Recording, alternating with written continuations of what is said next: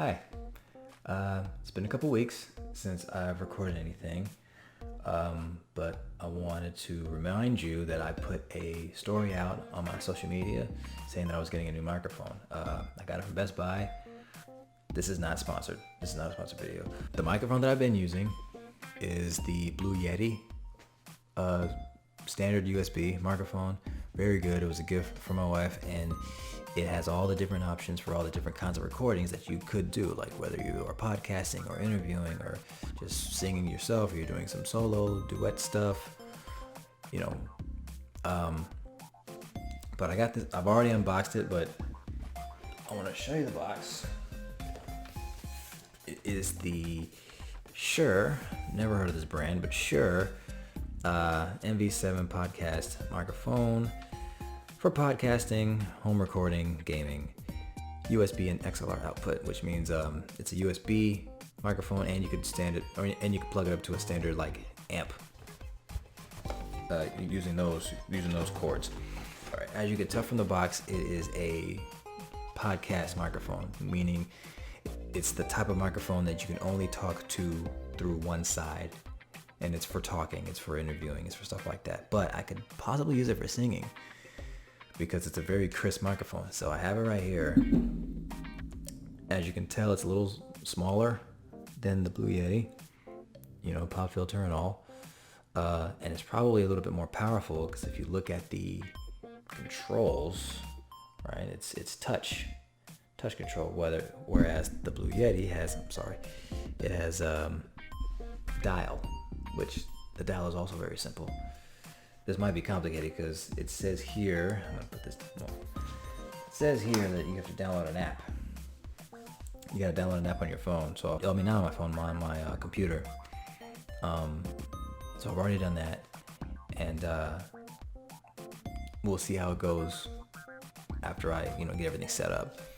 Okay, so I'm gonna say a phrase, and I'm gonna compare the two mics based on the clarity and crispness of the sound. Now, because I have the mic here now, because this is a podcast cardioid microphone, that means I can only talk to it from the front. I'm only gonna leave this microphone on that setting because it has a cardioid setting on the back. I think I'm already on it. Yeah, I'm already on it. And I'm just gonna compare the two like that. I'm also gonna compare the pop filters to see how well they work. So here we go. So using these headphones, I can hear myself talk, and I can hear pretty much what you hear whenever I do this experiment. So here we go.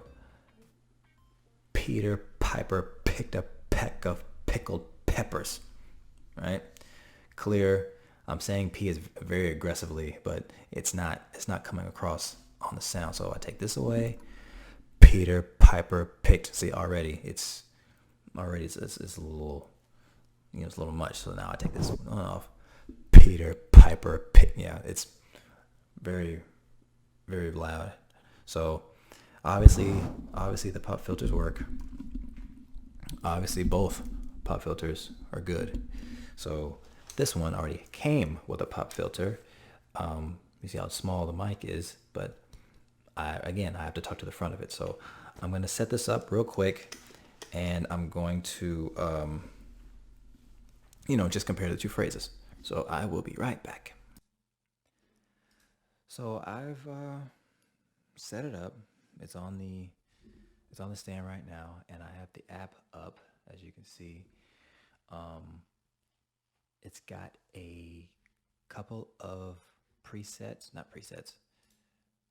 It's got, I don't have any presets saved.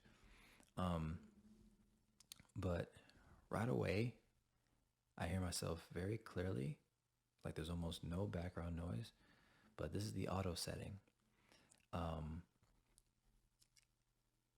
It's set to near natural. This is the default setting.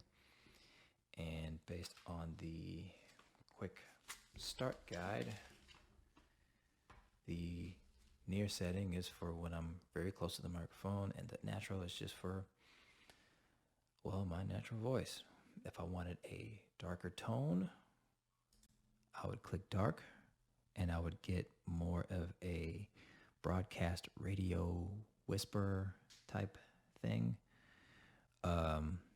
If I want bright, it would be a very clear, very crisp type of feedback. Natural is not that much different, but I think I'll go between natural and bright, because there's really not much of a difference from what I can hear anyway. I mean, you'd be the judge of that. But I'm gonna stick with natural for right now. When it's far,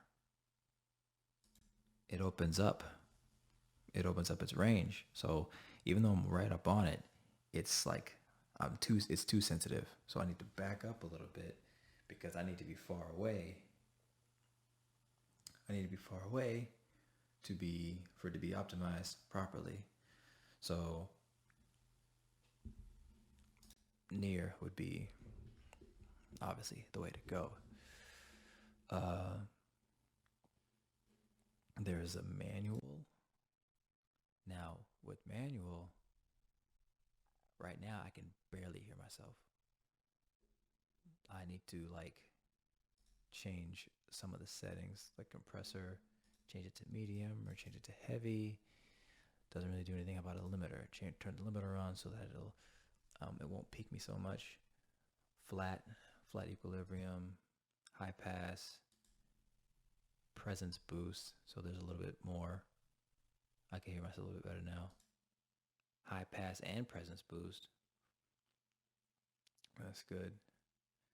Mic gain, pretty much like what noise level it can accept before peaking out. That's pretty good. I think it was at 20. It was at 21. Okay. The monitor mix, that's for me. That's for headphones. Whether I can hear just me or just what's on the computer, like whatever's playing on the computer.